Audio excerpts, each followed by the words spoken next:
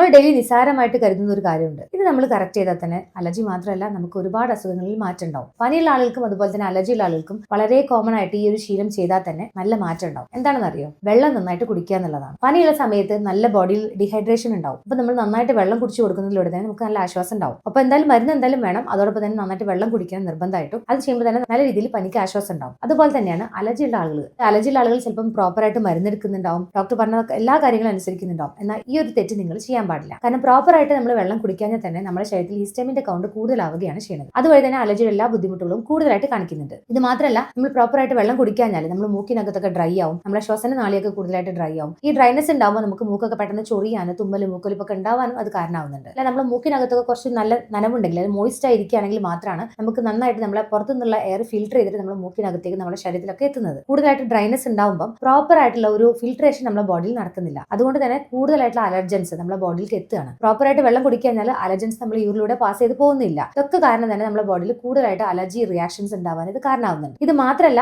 അലർജിയുള്ള ആളുകൾക്ക് കഫത്തിന്റെ പ്രൊഡക്ഷൻ കൂടുതലായിട്ട് വരുന്നുണ്ട്. റിക്കറന്റ് ആയിട്ട് അലർജി സൈനസൈറ്റിസ് ഉള്ള ആളുകൾക്ക് എപ്പോഴും തൊണ്ടയിൽ കഫം ഉണ്ടാവാറുണ്ട്. കഫം കൂടുതൽ കട്ടിയായിട്ട് മാറാറുണ്ട്. വെള്ളം കൂടി കുറഞ്ഞ ആളുകളാണ് ഇത് കൂടുതലായിട്ട് കാണുന്നത്. അതുകൊണ്ട് തന്നെ നന്നായിട്ട് വെള്ളം കുടിക്കുമ്പോൾ മാത്രമേ കഫമൊക്കെ നന്നായിട്ട് നേർത്തു പോകുള്ളൂ. ഇത് മാത്രമല്ല, ശ്വസനനാളിയിലൊക്കെ ഈ ഡ്രൈനസ് വരുമ്പോൾ വരുന്ന ബുദ്ധിമുട്ട് എന്ന് വെച്ചാൽ ശ്വസനനാളിയൊക്കെ ചുരുങ്ങി പോകാനും ആസ്മൊക്കെ ട്രിഗർ ചെയ്യാനും അത് കാരണമാവുന്നുണ്ട്. അലർജി അല്ലെങ്കിൽ സ്കിന്നിൽ ഡ്രൈനസ് ഉള്ള ആളുകൾ പ്രത്യേകിച്ച് ശ്രദ്ധിക്കാൻ, നന്നായിട്ട് വെള്ളം കുടിക്കുക. കാരണം ഇങ്ങനെ ഡ്രൈനസ് കൂടുതൽ സ്കിന്നിൽ ഉണ്ടാകുമ്പോൾ സ്കിൻ ബാരിയർ ഒക്കെ ബ്രേക്ക് ചെയ്തിട്ട് അലർജൻസ് നമ്മുടെ ബോഡിയിലേക്ക് എത്തുന്നുണ്ട്. അതുവഴി തന്നെ നമുക്ക് കൂടുതലായിട്ട് ചൊറിച്ചിൽ, ഇറിറ്റേഷൻസ് ഒക്കെ ഉണ്ടാവുന്നുണ്ട്. രാവിലെ എണീറ്റ് ഉടനെ തന്നെ ചെറിയ ചൂടുള്ള വെള്ളം കുടിക്കാൻ ശ്രമിക്കുക. ഇത് ജനറൽ അലർജി മാത്രമല്ല, കുടലിന്റെ ആരോഗ്യം മെച്ചപ്പെടുത്താൻ വളരെയധികം സഹായിക്കുന്നുണ്ട്. ചായ, കാപ്പിയൊക്കെ നന്നായിട്ട് കുറയ്ക്കുക, വെള്ളം നന്നായിട്ട് കുടിക്കാൻ ശ്രമിക്കുക, മദ്യപാനം പൂർണ്ണമായിട്ട് ഒഴിവാക്കാൻ ശ്രമിക്കുക. ഒരു 3 ലിറ്ററെങ്കിലും വെള്ളം നിങ്ങൾ ഡെയിലി എന്തായാലും കുടിക്കുന്നുണ്ടെന്ന് നിങ്ങൾ ഉറപ്പുവരുത്തുക. ഇതൊക്കെ ചെയ്യുമ്പോൾ നമ്മുടെ അലർജി സിംറ്റംസ് ഒക്കെ നന്നായിട്ട് കുറയും. അതോടൊപ്പം തന്നെ അലർജിക്ക് പ്രോപ്പർ ആയിട്ടുള്ള ട്രീറ്റ്മെന്റ് കൂടി എടുക്കുമ്പോഴാണ് നമുക്കിത് നല്ല രീതിയിൽ മാറ്റം ഉണ്ടാവുക. വെള്ളം കുടിക്കാൻ മടിയുള്ള ഒരു ഫ്രണ്ട് നിങ്ങൾക്കുണ്ടെങ്കിൽ ഈ ഒരു ഇൻഫർമേഷൻ ഇന്ന് തന്നെ ഷെയർ ചെയ്തോളൂ.